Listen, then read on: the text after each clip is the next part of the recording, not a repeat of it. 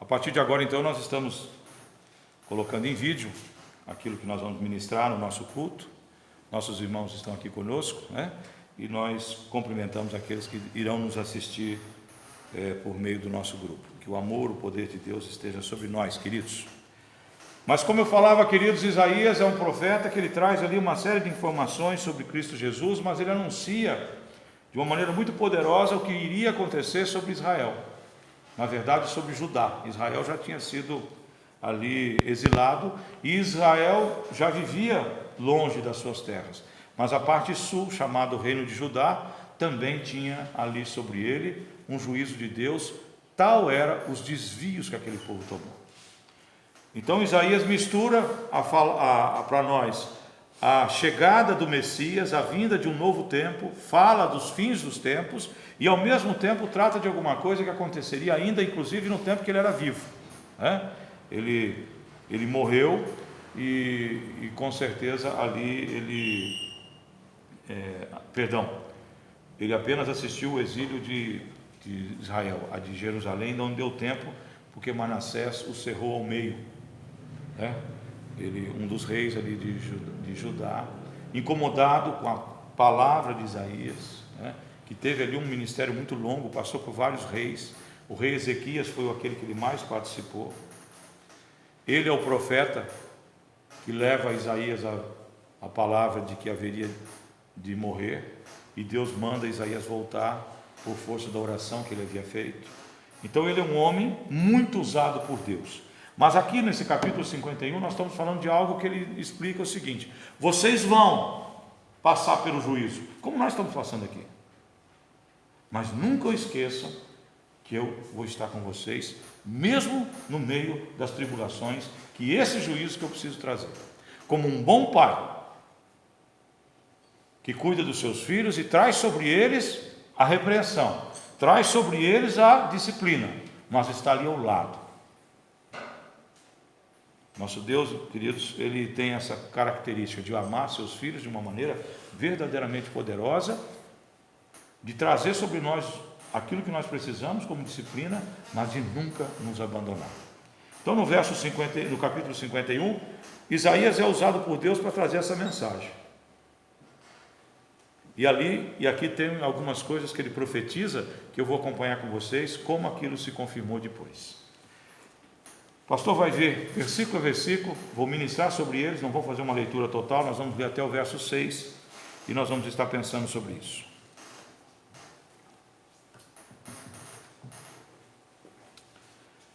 A grande restauração de Israel. É um poema, que ele vai até o capítulo 52, queridos.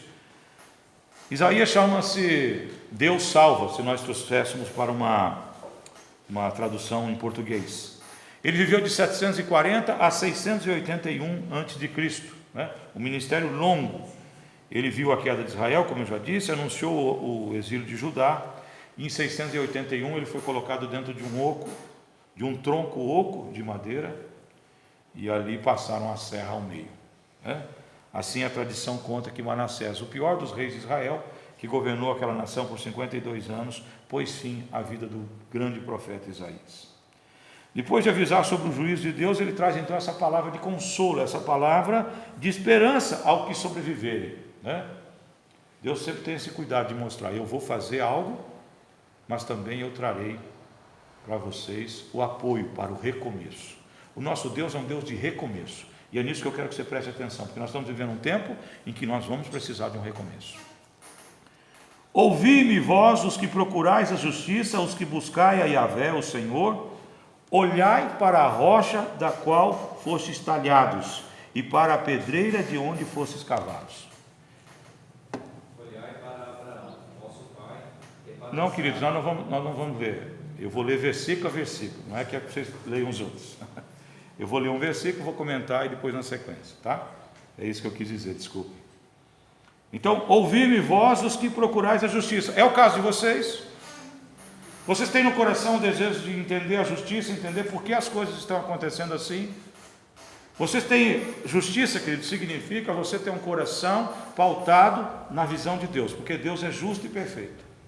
Se você tem a visão, se você busca em Deus a solução para as coisas da tua existência, então ele convida você a olhar para a rocha da que você foi tirado. No capítulo 18, no verso 10 do mesmo Isaías, ele se apresenta, Isaías se apresenta como alguém que anuncia que o próprio Deus é uma rocha. E aqui ele fala de novo, Deus está dizendo: olha, Marcelo, você está em dificuldade, mas você está buscando justiça? Olha para mim, que eu sou a rocha da onde você foi talhado, da onde você foi tirado. Eu e você temos que ter a compreensão, queridos, que em momentos de dificuldade, a primeira coisa, você é fruto da criação de Deus e você saiu dele. Gênesis 1, 27, o que diz? Então Deus criou os homens a sua imagem, os criou. Imagem e semelhança é uma tradução que não é a perfeita, é imagem. E ele repete um outro termo que significa imagem também no original. Mas vamos usar o semelhança, porque é assim que nós aprendemos através dos tempos. A sua imagem o criou. Nós temos o raciocínio, nós temos o sentimento, é só nós, os seres humanos, que temos isso. Então, você saiu de Deus.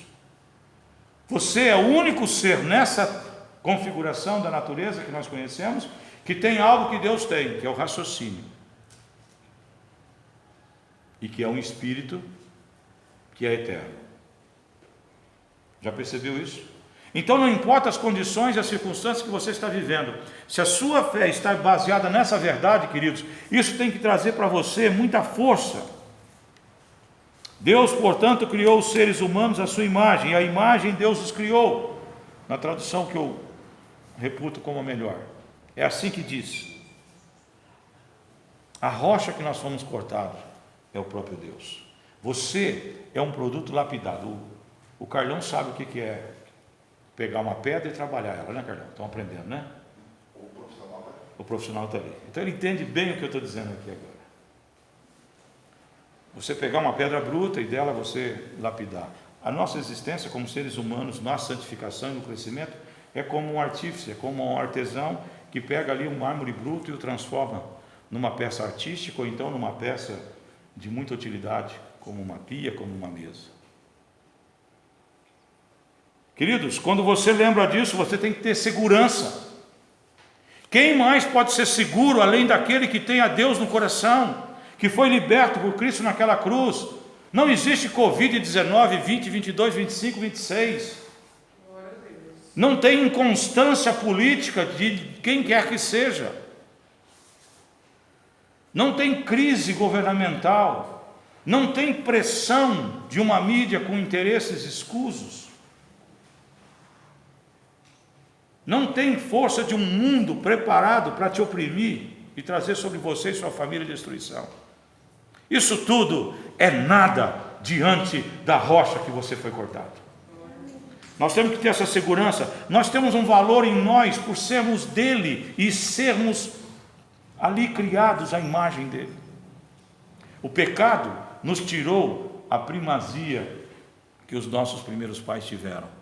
Fomos ali jogados para a condição de pecadores, destituídos da glória de Deus, como a palavra nos ensina. Mas ainda somos rocha dele, por isso que ele sobe naquela cruz, por isso que ele se entrega por mim e por você, porque ele foi buscar de volta o que é dele, o que saiu dele.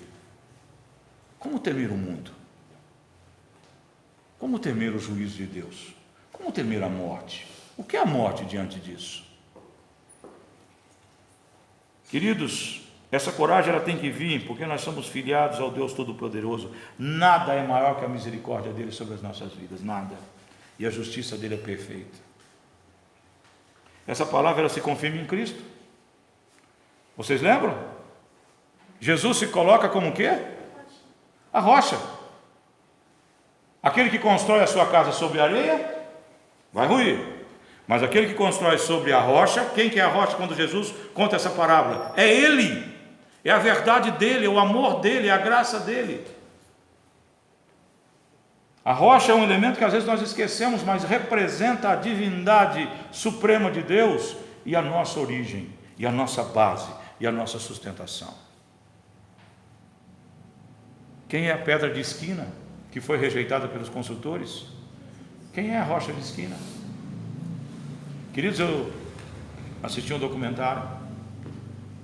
Vocês viram que eu estou falando bastante documentário, porque eu não estou assistindo jornal, estou assistindo documentário. Porque documentário são coisas que você pode comprovar. Eu não preciso ouvir a opinião de ninguém a respeito dos fatos. Eu queria apenas que me contasse os fatos e me permitisse avaliar, né? Os nossos jornais viraram fatos que são interpretados à luz da vontade de cada um dos lados, em que você é maciçamente alimentado pelas interpretações do lado A e do lado B. Você não tem margem, não tem espaço para você pensar. Então eu procuro aqueles jornais das televisões mais pobres, que os caras não tem ninguém para pagar ali para fazer análise. Ele conta o que aconteceu. Aí a minha cabeça, o Espírito Santo vai me ajudar a decidir o significado daquilo. Fechando esse parênteses, nós temos ali a ação e o poder de Deus sempre com uma preocupação: fazer com que você lembre-se de que você veio dele e que há um propósito para a tua vida por conta dessa filiação. E isso tem que tirar de nós o medo, tem que tirar de nós o espanto. Você é rocha, porque você saiu da rocha. Você não é solução porque você é um ser humano sábio, com conhecimentos vastos, como o humanismo prega. Cadê o humanismo agora? Cadê a solução da medicina, que é fruto do humanismo? Onde é que está? Você tem médicos falando A, médicos falando B, médicos falando C. Onde é que estão todos aqueles que dizem que a ciência tem resposta para todas as coisas? Onde é que estão? Onde é que está a ciência confortando milhares de pessoas que já faleceram? Os 14 ou 15 mil que aqui no Brasil já se foram. Onde é que está a ciência nessa hora? Só no coração daqueles que sabem que foram tirados da rocha e que aquele que se foi estava firmado na rocha é que nos mantém consolados. Amém? Cadê o humanismo agora? Onde é que estão as respostas humanistas? Sem o consolo de Deus, queridos, não há como superar essas situações e o mundo continua dando as suas trombadas. O verso 2 diz assim: olhai para Abraão, vosso pai, e para Sara, aquela que vos deu a luz. Ele estava só quando o chamei, mas eu o abençoei e o multipliquei. Abraão estava no meio de politeístas, no meio de pessoas que estavam ali adorando e fabricando artífices e também falsos deuses, ídolos. E nós vemos aqui que ele estava só, ele estava ali, isolado, e depois ele vai para Harã com o pai dele, e de lá ele é chamado para vir a Canaã, e ele veio sozinho, junto com Ló apenas. E Deus nos mostra que, olha para Abraão, ele estava só, ele chegou nessa terra, ele não tinha ninguém. Mas será que ele estava só? Será que Abraão estava só? Abraão não estava só, queridos, porque o Senhor estava com ele e dizia: sai da tua terra, vai para uma que eu te darei, e lá você será abençoado e abençoará todas as famílias da terra. Ele nunca ficou só. Aquele que abre o coração para o poder de Deus, ele nunca está só. Queridos, a solidão, a saudade é algo que tem marcado os nossos dias. A maioria de vocês aqui que tem famílias na cidade ou nessa região, talvez não consiga, mesmo assim tem as suas dificuldades, eu sei, não podemos estar ali todo o tempo, não podemos ir a Dourados. Os meus irmãos moram em Dourados, um está em Ponta Porã trabalhando, mas nós evitamos estar junto com eles, e agora muito mais. Mas quem tem pessoas como eu tenho, distantes, e morando em lugares maiores, a saudade misturada ali com a preocupação, ela é grande. É um sentimento que tem movido os corações através daqui. Abraão estava com saudade às vezes da terra do seu pai, de Tera. Talvez tivesse com saudade ali dos seus sobrinhos que ficaram além daquele que veio com ele. Mas ele não estava só, porque o Deus poderoso estava com ele. Deus o guardou, ensinou, abençoou, prosperou, e de um homem casado com a mulher estéril fez pai de nações. Você consegue imaginar quantos milhões de pessoas existem hoje, no século 21, entre judeus e árabes e outros descendentes do lombo de Abraão, como a Bíblia diz? São milhões. Só de judeus são 20 milhões. E esse homem era casado com uma mulher estéril. E no século 21 você fala de uma nação que vem dele com 20 milhões de pessoas, sem contar os árabes, E aí já é um desvio que ele e a mulher dele criaram. Ele não estava só.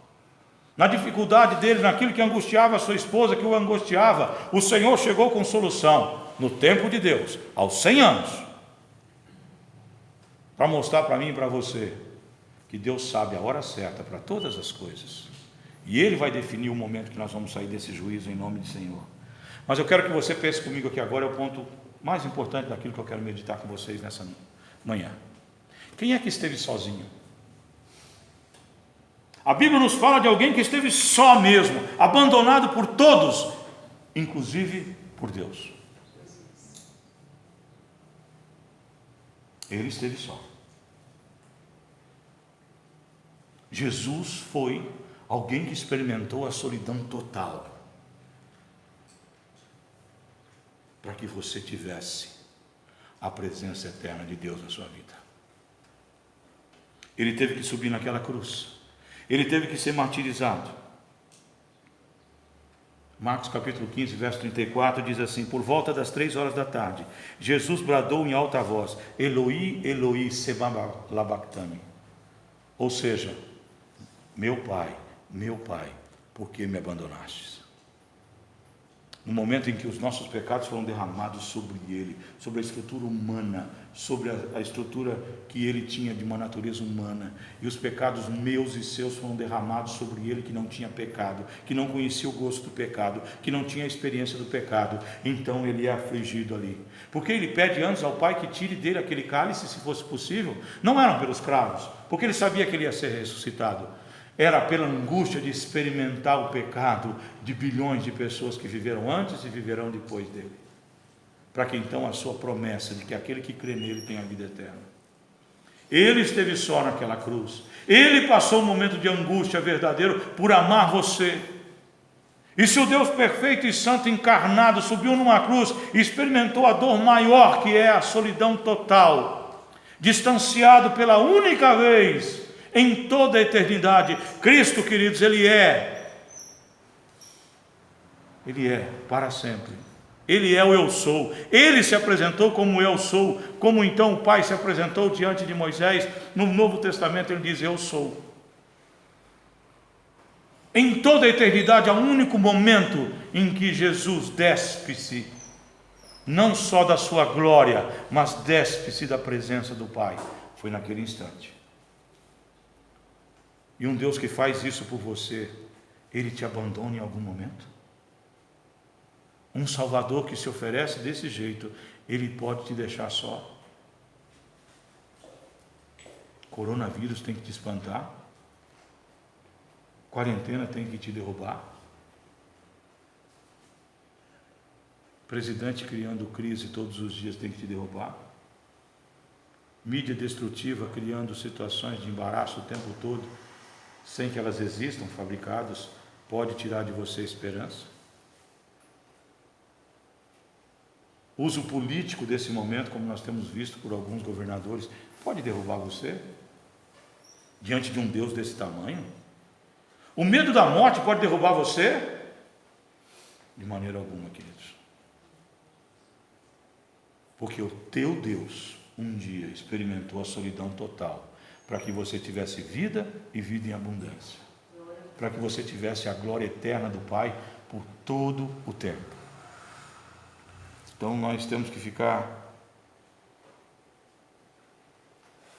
com o nosso coração aquecido. Saímos da rocha, fomos amados por uma maneira tão maravilhosa por esse Deus que nos viu sair dele, mas que nos desviamos, então Ele vai nos buscar, e para nos buscar Ele cumpre um ato tão lindo de amor naquela cruz. Ele ficou só, sem os seus seguidores, ficou sem o Pai, e o pecado então lhe tomava para ser definitivamente derrotado. O pecado tomou posse de Cristo, sim, mas tomou posse para ser derrubado, para ser encerrado o seu senhorio.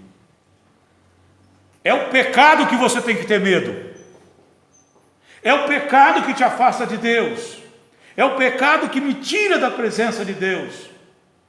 É isso que tem que ser o temor do que serve ao Senhor, não voltar ao vômito, Não permitir que o pecado distancie-nos, separe-nos de alguém que nos amou de tal maneira e que um dia de si mesmo nos tirou. E para nos buscar, morre naquela cruz. É o pecado que tem que trazer temor para mim. É o pecado. Não o mundo. Não as coisas do mundo. Que o amor de Deus possa nos mostrar isso. No versículo 3, queridos, diz: e eis que Yahvé confortou Sião, consolou todas as suas tragédias, ele transformará o seu deserto em um Éden, e a sua solidão como o jardim do Senhor. Regozijo e alegre-se encontrarão nela, ações de graça, som de boa música e lindas canções. Vocês vão para o exílio, vocês vão sofrer as dificuldades do meu juízo, mas eu restaurarei vocês. Todas as angústias e dificuldades que vocês viveram, eu vou repor com alegria e cânticos e júbilo. Nós lemos ali no Salmo 137 que a eles pedido canções, e eles não tinham condição de fazê-los, porque estavam ali saudosos da sua Jerusalém.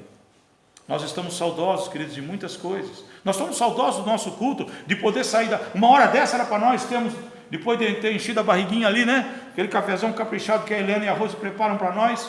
Era para nós estarmos ali, nossos meninos ali aprendendo as coisas do Senhor, nós aqui debatendo sobre escatologia. Era um momento gostoso que nós não estamos podendo viver. Nós estamos saudosos de tantas coisas. Eu mesmo fui ali em Ponta Porã na sexta-feira e passar em frente do Shopping China e não poder comer um yakisoba, aquilo doeu no meu coração. São coisas que nós estamos abrindo mão. A sorte minha é que eu tenho uma mulher que faz yakisoba, entendeu? Então já resolveu o problema. Do McDonald's eu me viro, né? Que eu faço meu hamburgão e tudo certo. Uma hora nós vamos poder comer um hambúrguer juntos. Queridos, fazer uma filinha ali atrás do muro, né? Mas, queridos, nós estamos abrindo mão de coisas que são importantes para nós. Eu não sei quanto tubo de gel eu vou usar, né? Porque esse cabelão meu aqui, então eu estou só escondendo ele com gel, né? Na lateral, né? Aqui em cima não precisa. Não fui cortar meu cabelo ainda. Nós temos situações, nós temos coisas que nós estamos abrindo mão. Mas elas são muito pequenas, perto daquilo que Deus já nos deu. E nós temos que ter a certeza que Ele vai vir com a solução. Queridos, aqui no capítulo 51, no verso 3, eu acabei de ler com vocês que eles receberiam uma nova injeção, aqui ó, Ele transformará o seu deserto em um Éden. Aquilo que era, é o que nós estamos vivendo hoje, não é isso? Nós não estamos distanciados, nós não estamos vivendo assim de uma maneira em que a beleza de coisas que nós vivíamos foram deixadas de lado por conta dessa pandemia. Mas ele diz que virará um Éden, ou seja, um jardim de Deus. Queridos, a natureza é linda. Agora você imagina um lugar onde Deus fala assim: vou fazer especial para vocês. Isso aqui já é um vaticínio, já é uma profecia que fala da glória eterna, queridos. Mas também de uma coisa que foi realizada aqui na terra. Não precisa abrir tua Bíblia se quiser registrar. Salmo 126. Vamos ver o que eles disseram quando eles voltaram do exílio? Eu vou ler apenas um versículo aqui para vocês. Na verdade, 2. Salmo 126, verso 1 e 2. Quando o Senhor trouxe novamente a restauração a Sião, quer dizer, quando eles voltaram do exílio, nós sentimos como um sonho. Então se encheu de alegria a nossa boca e a nossa língua de alegres louvores. Isaías profetizou isso aqui, e 100 e poucos anos depois aconteceu o quê?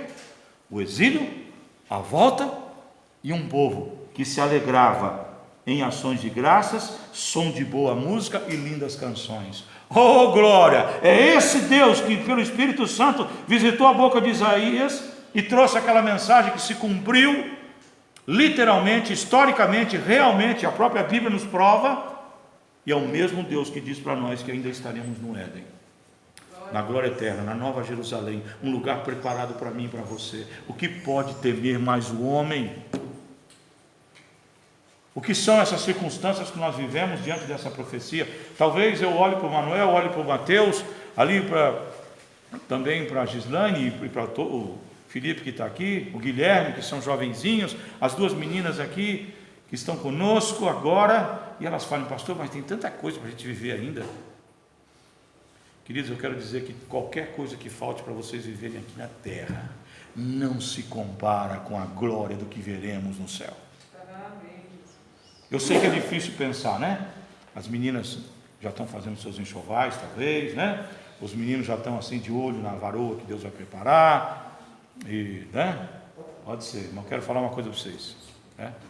Um dia eu falei assim, o moço falou assim, mas o senhor já casou e tem filho até neto, né? Isso é fácil falar, né? Mas e nós? Falei, cara, a Bíblia fala que não tem comparação, fica tranquilo. E a verdade, queridos, nós temos que compreender que a nossa existência aqui na terra, ela é cuidada, preparada, cuidada e livrada pelas mãos do Senhor. Mas há uma promessa que é muito maior do que tudo aquilo que nós experimentamos. E a palavra de Deus aqui, ela é comprovada quando historicamente acontece a profecia.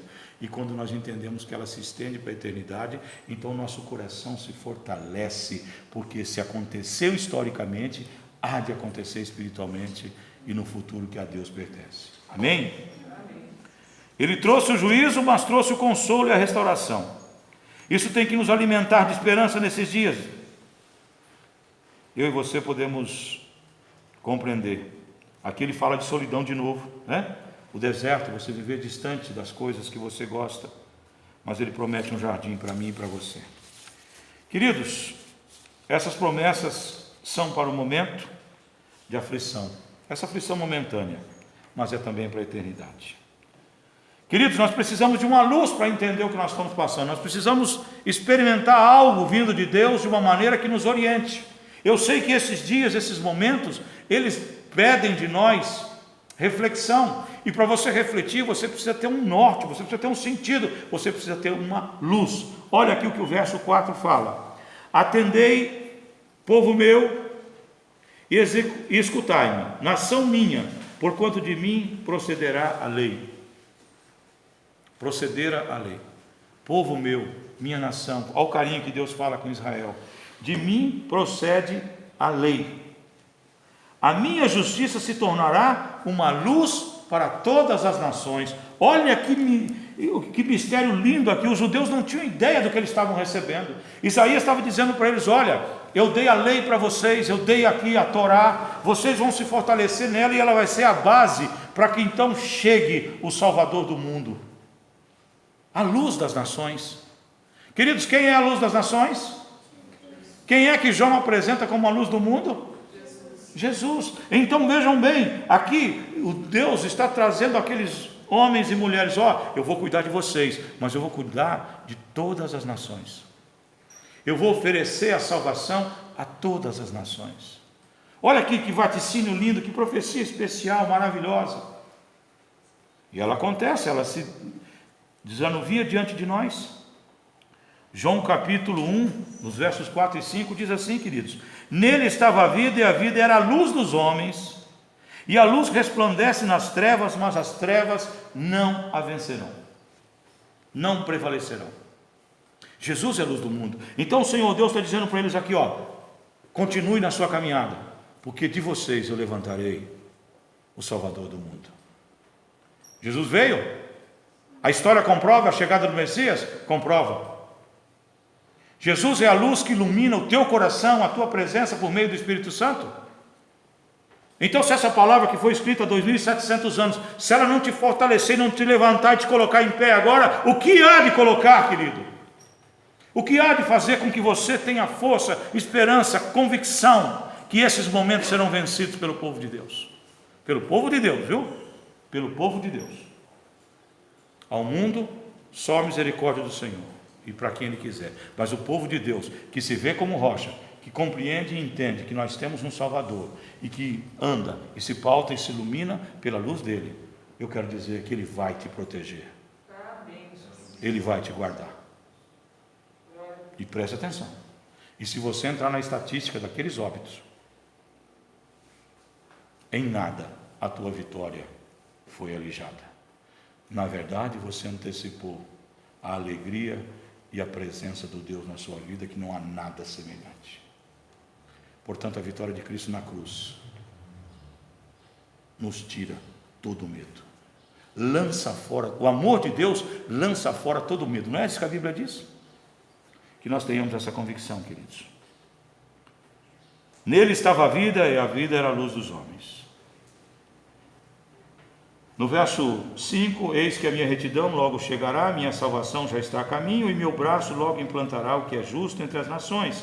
As ilhas confiantemente te esperarão em mim, aguardarão com paciência dela a ação do meu braço forte. E nós vemos que pela história aconteceu 70 anos depois da ida, eles voltaram. Construíram o seu templo, e é toda aquela história que Esdras, Neemias conta para nós, né? Em Crônicas nós assistimos também. E depois os profetas que estão ali contam os períodos antes e depois. Tudo foi cumprido. Mas eu quero que você preste atenção, para nós finalizarmos a leitura e partirmos para o encerramento da nossa meditação, eu quero que você leia o verso 6 comigo, com muita atenção agora. Eu vou dar um tempo para você ler. Verso 6. Leia ele em silêncio.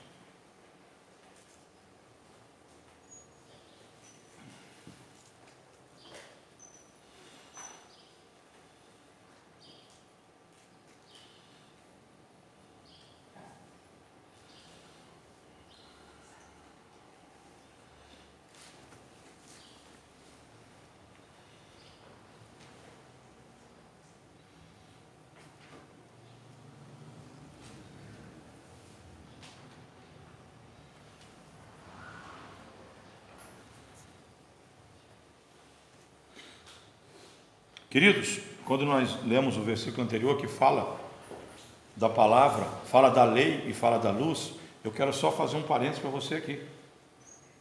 Jesus, pelo mesmo João que falou aquelas palavras que eu escrevi, que ele escreveu e eu li agora, ele diz: e o verbo habitou entre nós, não é isso? E o verbo se fez carne e habitou entre nós. A Bíblia, queridos, ela é Jesus escrito. Jesus se apresenta, João apresenta Jesus como uma palavra, ou seja, a Bíblia só existe para um objetivo, para nós conhecermos a Cristo Jesus, tanto nas profecias do Velho Testamento, quanto na confirmação do Novo Testamento.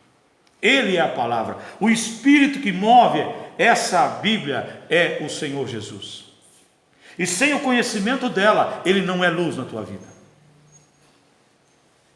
Só quero que você compreenda isso.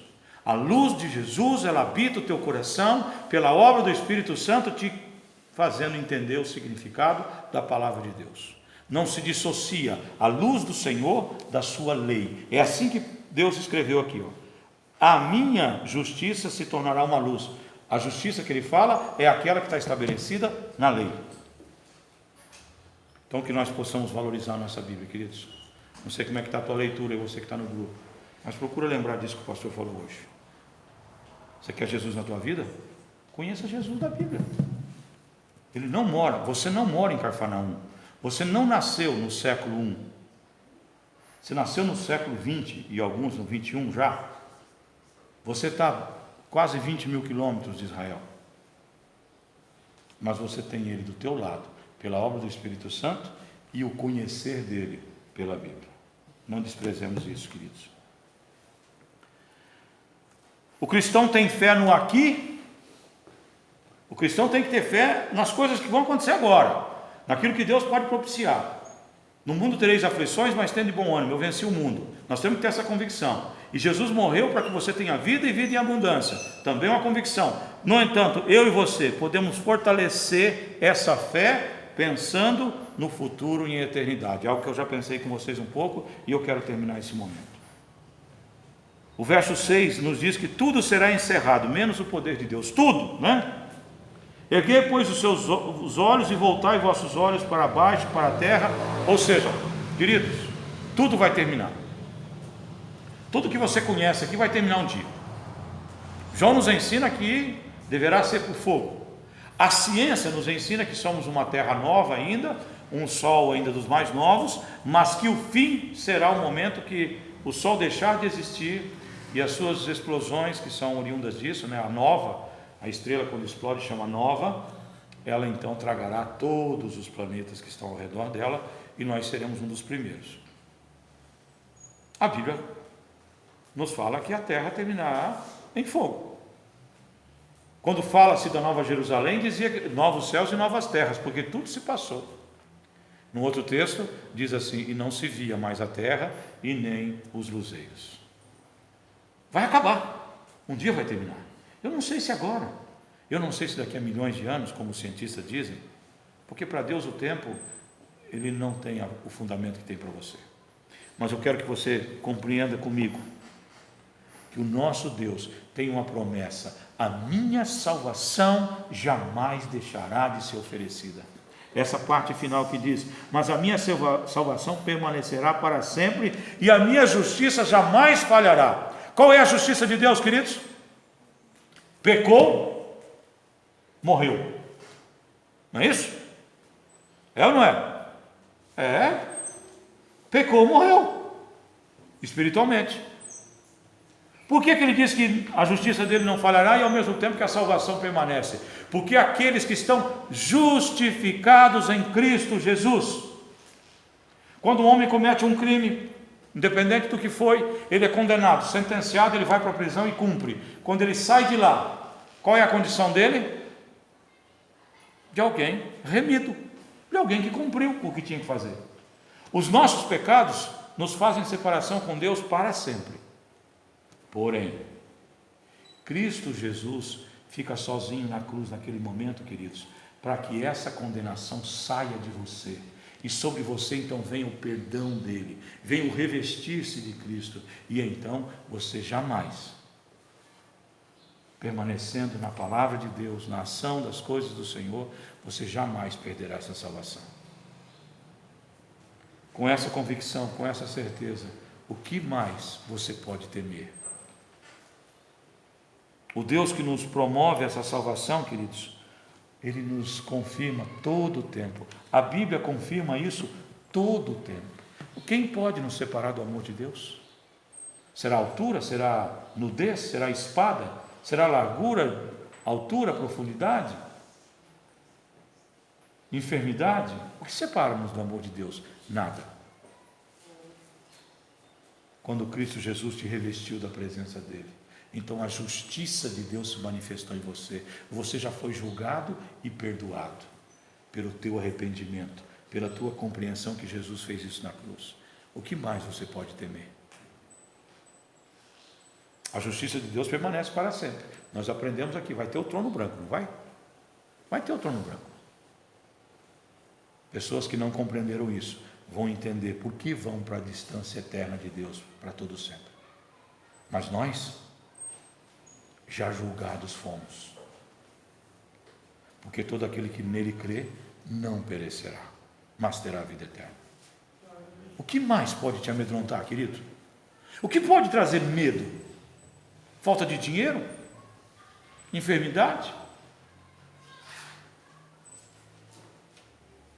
Nosso coração tem que estar firme, queridos, nunca esquecendo da nossa origem, da rocha que nós fomos talhados, da rocha que nós fomos firmados, da rocha que é a pedra de esquina.